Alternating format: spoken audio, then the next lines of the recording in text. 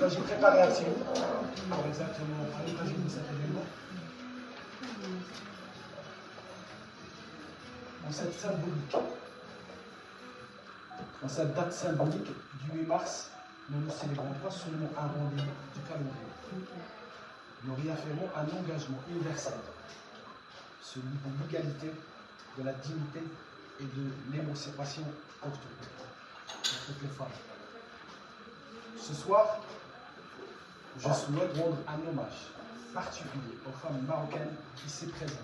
Merci. Dans notre circonscription, femmes entrepreneurs, salariées, étudiantes, mères de famille, engagées associatives ou artistiques. Vous êtes la force vive de notre communauté. Vous incarnez cette double excellence, fidélité à vos origines, à vos racines et réussite dans la société française. Vous bâtissez jour après jour des ponts de compréhension et de progrès entre nos deux pays, entre le Maroc et la France.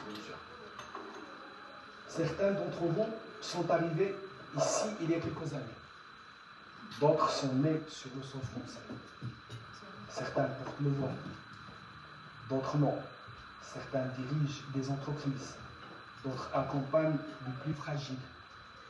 Cette diversité est notre richesse.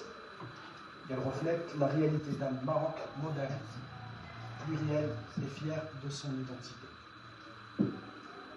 Le Maroc, sous le leadership éclairé de Sa Majesté le Roi, Mohamed VI ou de la VI, a fait de la promotion de la femme, des droits des femmes, une priorité nationale.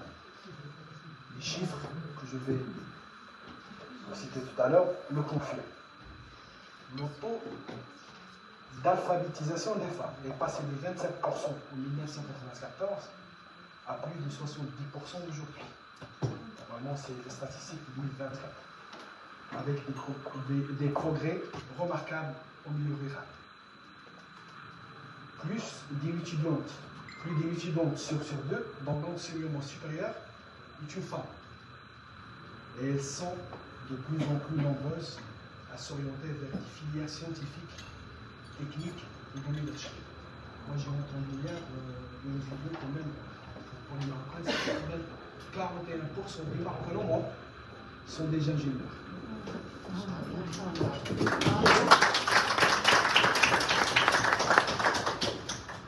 Selon une étude récente, 74% des femmes